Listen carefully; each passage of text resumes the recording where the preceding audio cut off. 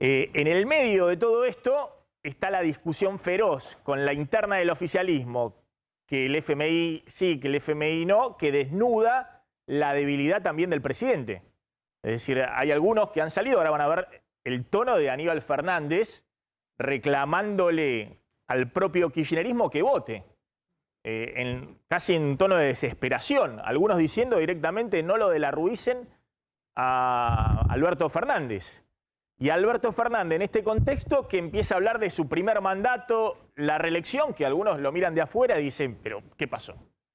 Está mirando otra película. ¿Cuál es la idea de un presidente en medio de la guerra, la disparada de todos los precios, la conmoción económica y la dificultad para aprobar con una mínima cantidad de votos? Porque está hablando de su reelección. Bueno, le está enviando un mensaje a la interna del Frente de Todos y a Cristina 2023.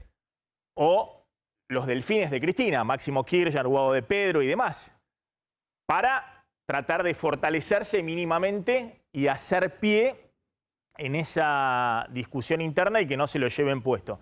Ahora vamos a contar, en medio de todo esto, el presidente de la Cámara de Diputados, Sergio Massa, es el que asume la negociación política con los gobernadores, con los diputados, y está en el centro de la escena, negociando y tratando de destrabar la aprobación para el oficialismo. Massa se ha convertido en una especie de bisagra para el Frente de Todos, como un factor de cohesión, el que habla permanentemente con el presidente y también con Máximo Kirchner, o con Cristina, es decir, el que está negociando y además con los gobernadores, yendo y viniendo permanentemente. ¿Cambia todo para la economía argentina, Marcelo, desde el punto de vista, por ejemplo, de qué va a pasar con la meta de déficit fiscal con el FMI si no podés reducir los subsidios 0,6% del PBI como estaba planteado, aún con estos aumentos que ya antes de la crisis se preveían muy fuertes para distintos sectores de usuarios de energía, de luz y gas? Cambia todo, cambió todo. Te cambian los costos de la importación de energía, lo cual genera un impacto cambiario, por lo tanto te cambia la previsión sobre la cantidad de dólares necesarios, te cambia la situación fiscal porque la Argentina va a seguir subsidiando, te cambia la relación con el fondo, acordaste con el fondo una reducción de subsidios en base a costos de la energía anteriores, te cambia el escenario geopolítico mundial, que no es un tema menor. Pensemos en Estados Unidos hablando con Venezuela. Y el presidente de Venezuela diciendo que las dos banderas quedan bien. Y el eje bolivariano y nuestros amigos, está cambiando todo en el mundo. Y además entonces está cambiando el escenario interno. La coalición oficialista quebrándose para ver si apoyan o no apoyan. Cambió todo y me parece que eso está desnudando otra vez un problema parecido al que apareció cuando irrumpió la pandemia. Si ustedes se acuerdan, cuando apareció la pandemia, muchos países empezaron a ejecutar fondos anticíclicos, endeudarse, emitir porque podían, tenían respaldo. Y la Argentina se dio cuenta de que como no había hecho los deberes antes, estaba desnuda. Ahora otra vez, tenés una situación de vulnerabilidad y quedás expuesto ante un cambio al cual no podés reaccionar. Es decir, quedan expuestas tus fragilidades más que nunca.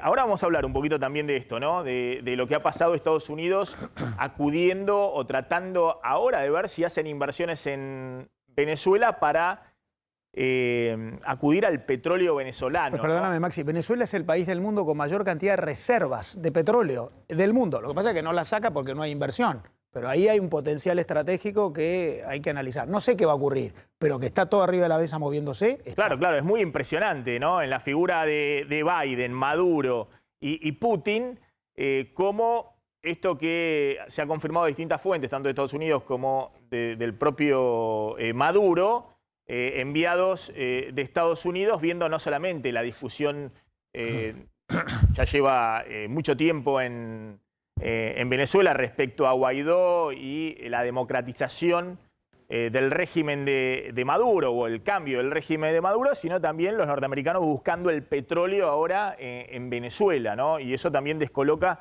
si se quiere, un poco a la oposición, porque dicen, bueno, pero ¿cómo están? No era que Maduro es un dictador y están negociando con él, lo van a fortalecer, pero es un aliado de Putin. Es decir, cambia absolutamente todo. Desde el punto de vista económico también hay un impacto muy fuerte en los precios. Pero tenés una información, Pablo, que está Massa yendo a la Casa Rosada Sí. para hablar con el presidente. La información indica que Massa ya entró a la Casa Rosada. Sergio Massa entró con una propuesta que está llevando, que fue consensuada con diputados de distintos bloques.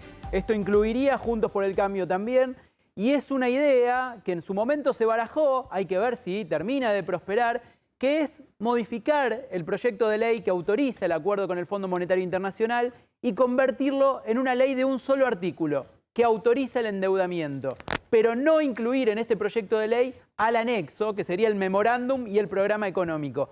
Ese proyecto podría tener el acompañamiento de buena parte del bloque de Juntos por el Cambio y de esa manera se construye una ley con una mayoría muy robusta, como le gusta decir al ministro Guzmán. Vuelvo al tema de eje, ¿no? Si, y mientras están en estas discusiones, y ahora van a ver el tono de Aníbal Fernández y de Luis Delía, inesperado defensor del presidente.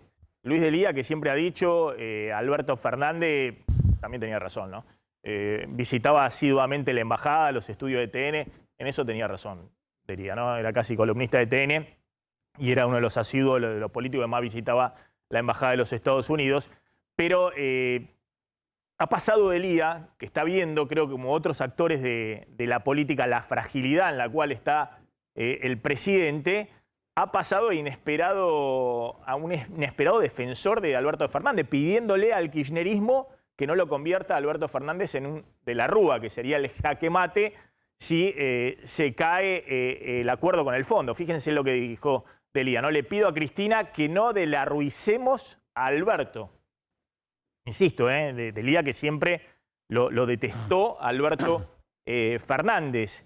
Y fíjense lo que decía anoche en un canal colega Aníbal Fernández respecto a los que no quieren votar dentro del kirchnerismo el acuerdo con el Fondo Monetario Internacional. Si quieren hacerle daño al presidente, díganlo, sáquense la careta.